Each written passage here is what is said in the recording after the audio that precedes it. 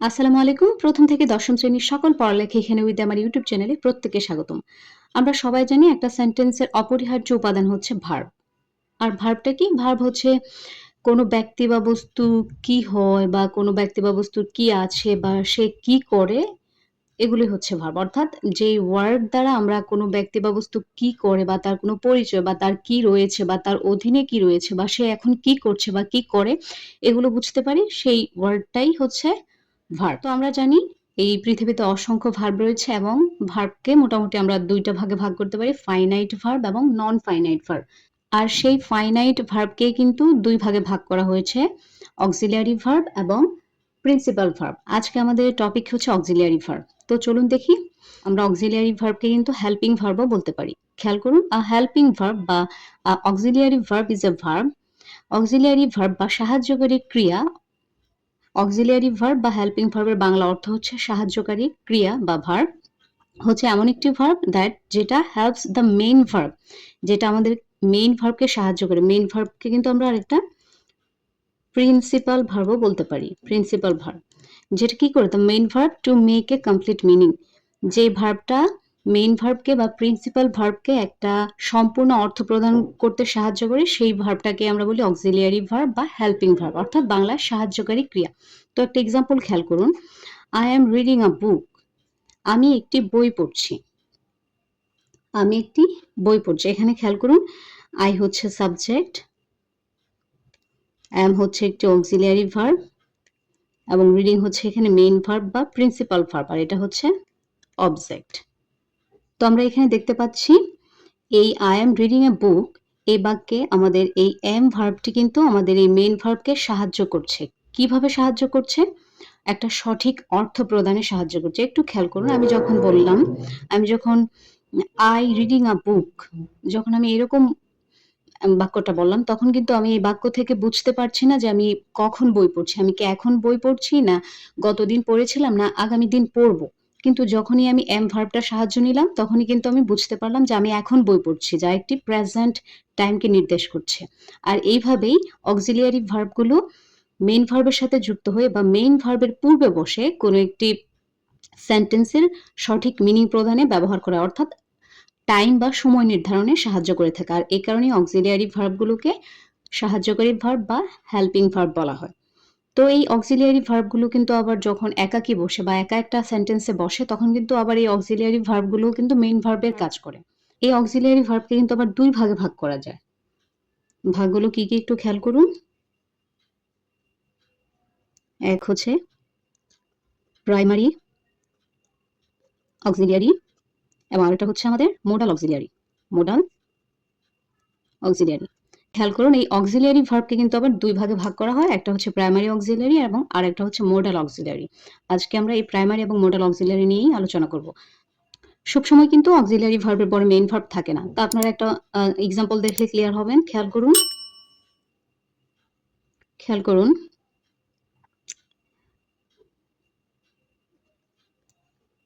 Rahim is a student.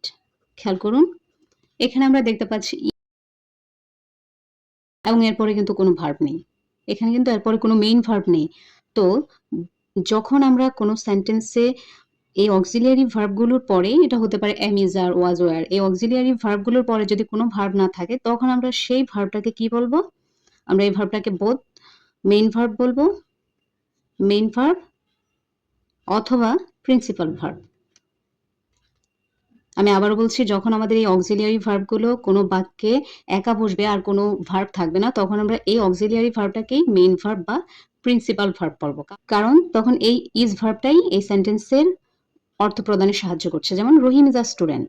রহিম হয় একজন ছাত্র। এখন যদি আমাদের ইজ ভার্ব না থাকে রহিম আ স্টুডেন্ট, আমরা বুঝতে পারছি যে রহিম একজন ছাত্র, কিন্তু এখানে ভার্ব ছাড়া কিন্তু আমাদের এই সেন্টেন্সটা হবে না। সো এখানে ইজ ভার্বটা আমাদের মেইন ভার্ব বা প্রিন্সিপাল ভার্ব হিসেবে ব্যবহার করা হয়েছে। যদিও আমরা জানি ইজ হচ্ছে অক্সিলিয়ারি ভার্ব। তো চলুন আমরা ভার্বের যে ২ টা প্রকার রয়েছে প্রাইমারি অক্সিলিয়ারি এবং মোডাল অক্সিলিয়ারি এই নিয়ে একটু বিস্তারিত আলোচনা করি। তো খেয়াল করুন,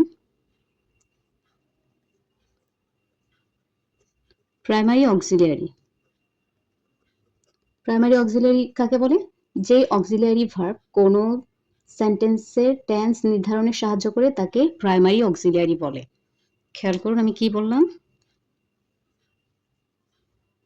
যে ভার্ব কোনো সেন্টেন্স এর টেন্স নির্ধারণে সাহায্য করে তাকে আমরা কি বলবো, প্রাইমারি অক্সিলিয়ারি। প্রাইমারি অক্সিলিয়ারি, বা একে আমরা কিন্তু টেন্স অক্সিলিয়ারিও টেন্স অক্সিলিয়ারি ভার্বও বলতে পারি। অক্সিলিয়ারি ভার্ব, আমি কি বললাম, যে ভার্বটা কোনো সেন্টেন্সের টেন্স নির্ধারণে সাহায্য করে তাকে প্রাইমারি অক্সিলিয়ারি বা টেন্স অক্সিলিয়ারিও আমরা বলতে পারি। তো চলুন পরবর্তীতে মোডাল অক্সিলিয়ারি কি দেখি। মোডাল অক্সিলিয়ারি হচ্ছে যেই ভার্বের মাধ্যমে আমরা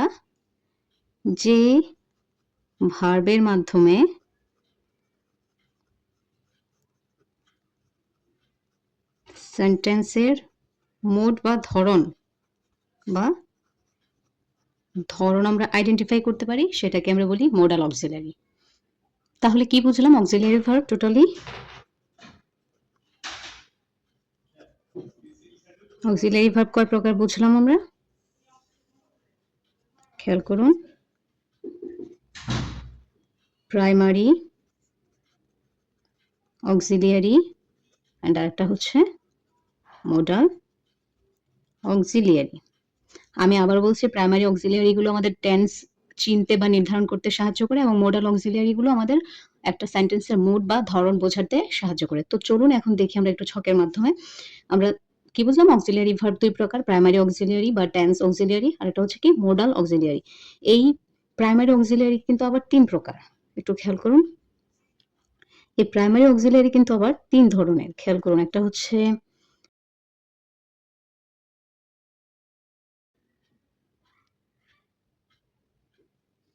বি ভার্ব, যেটাকে আমরা অনেকে বলি টু বি ভার্ব, আরেকটা হচ্ছে হ্যাভ ভার্ব, এবং আরেকটা হচ্ছে ডু ভার্ব,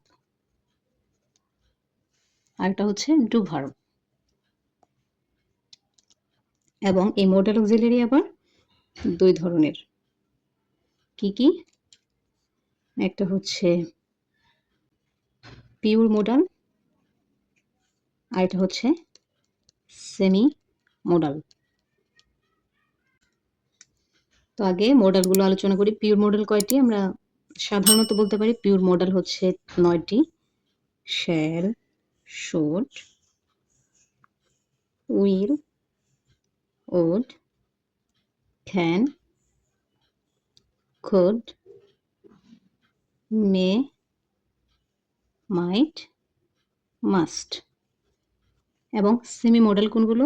সেমি মডেল হচ্ছে যেগুলো একই সাথে মেইন ভার্ব এবং অক্সিলিয়ারি ভার্ব দুইটার কাজই করে, সেজন্য এগুলোকে আমরা সেমি মডেল বলি। কমন কতগুলো সেমি মডেল হচ্ছে নিড, ডেয়ার, ইউজড টু, আরেকটা হচ্ছে ওড টু। এগুলো হচ্ছে সেমি মডেল, খুবই প্রচলিত সেমি মডেল, আর এগুলো হচ্ছে পিওর মডেল। তো বুঝলাম মোডাল অক্সিলিয়ারি দুই প্রকার, পিওর মডেল এবং সেমি মডেল। তো চলুন আমরা এখন দেখি প্রাইমারি অক্সিলিয়ারির যে তিনটা প্রকার, B verb, have verb, do verb. তো বি ভার্ব আমরা কেন ব্যবহার করি? কোনো ব্যক্তি বা বস্তু কি হয় সেটা বোঝাতে কিন্তু আমরা বি ভার্বগুলো ব্যবহার করি। সবচেয়ে কমন এবং বেসিক বি ভার্বগুলো হচ্ছে am, is, are, was, were. এগুলো হচ্ছে একদম বেসিক অক্সিলিয়ারি। বি ভার্ব হচ্ছে am, is, are, was, were. এগুলো হচ্ছে একদম বেসিক বি ভার্ব, মানে এগুলো হচ্ছে একদম কমন বি ভার্ব। এছাড়াও রয়েছে, যদি বলতে চান, shall be, will be, shall have been, এগুলো হচ্ছে বি ভার্ব। তো বি ভার্ব কেন ইউজ করা হয়? কোনো ব্যক্তি বা বস্তু কি হয় তার পরিচয় নির্ধারণে বা তার পরিচয় দিতে আমরা বি ভার্বগুলো ইউজ করি। হ্যাভ ভার্ব কয়টা? হ্যাভ ভার্ব হচ্ছে have, has, had. Have verb আমরা কেন ইউজ করি? হ্যাভ ভার্ব ইউজ করি কোনো ব্যক্তি বা বস্তুর কি আছে সেটা বোঝাতে আমরা হ্যাভ ভার্ব ইউজ করি। এবং ডু ভার্ব কোনগুলো? ডু, ডাজ, ডিড, এগুলো হচ্ছে ডু ভার্ব। ডু ভার্ব কেন ইউজ করি? কোনো ব্যক্তি বা বস্তু কি করে বোঝাতে আমরা ডু ভার্বগুলো ইউজ করি। এছাড়া প্রত্যেকটা অ্যাকশন ভার্বকেও আমরা ডু ভার্ব বলতে পারি। প্রত্যেকটা অ্যাকশন ভার্বগুলোকে ডু ভার্ব বলতে পারি, যার মাধ্যমে কোনো কাজ করা বোঝায়। তো চলুন আমরা বি ভার্ব, হ্যাভ ভার্ব এবং ডু ভার্বের ৩ টা এক্সাম্পল দেখি। যেমন Sadiq is a teacher. He has a nice car. আবার যদি বলি he did the work. খেয়াল করুন, এখানে আমি প্রথমে বলেছি কি সাদিক ইজ আ টিচার, এটা হচ্ছে একটি be verb. He has a nice কার, এটা হচ্ছে একটা হ্যাভ ভার্ব, কারণ আমরা জানি হ্যাভ ভার্ব ৩টি, হ্যাভ, হ্যাজ, হ্যাড। আবার বলেছি হি ডিড দ্য ওয়ার্ক, সে কাজটি করেছে, এটি হচ্ছে একটি ডু ভার্ব। তো এখানে ইজ ভার্বের মাধ্যমে কি প্রকাশ পেয়েছে? সাদিকের একটা পরিচয়, যে সে কে। ইজ ভার্বের মাধ্যমে তার একটা পরিচয় প্রকাশ পেয়েছে, যার মাধ্যমে আমরা বুঝলাম এটা হচ্ছে বি ভার্ব। এবং আমরা জানি be verb am, is, are, was, were এগুলোই বি ভার্ব। এবং হ্যাঁ, হি হ্যাজ এ নাইস কার এর মাধ্যমে প্রকাশ পেয়েছে তার একটি সুন্দর গাড়ি আছে। তো হ্যাজ এর মাধ্যমে কি প্রকাশ পেয়েছে? এই যে ব্যক্তি, এই ব্যক্তির কি আছে বা তার অধীনে কি রয়েছে সেটা প্রকাশ পেয়েছে হ্যাভ ভার্বের মাধ্যমে। তো এখন চলুন দেখি ডু ভার্ব। ডু ভার্বের মাধ্যমে কি প্রকাশ পায়? কোনো ব্যক্তি বা বস্তু কি করে, ব্যক্তি বা বস্তু কি করে, এটা কিন্তু আমরা ডু ভার্বের মাধ্যমে প্রকাশ পায়। তো হি ডিড দ্য ওয়ার্ক, সে কাজটি করেছে, এর মাধ্যমে কিন্তু সে যে কাজটি করেছে সেটা প্রকাশ পেয়েছে ব্যক্তির, অর্থাৎ সাবজেক্টের। তো এই ছিল আজকে অক্সিলিয়ারি ভার্ব নিয়ে কিছু বেসিক আলোচনা। পরবর্তীতে আবারও কোনো বেসিক টপিক নিয়ে উপস্থিত হব। Till then keep learning and keep growing. আল্লাহ হাফেজ।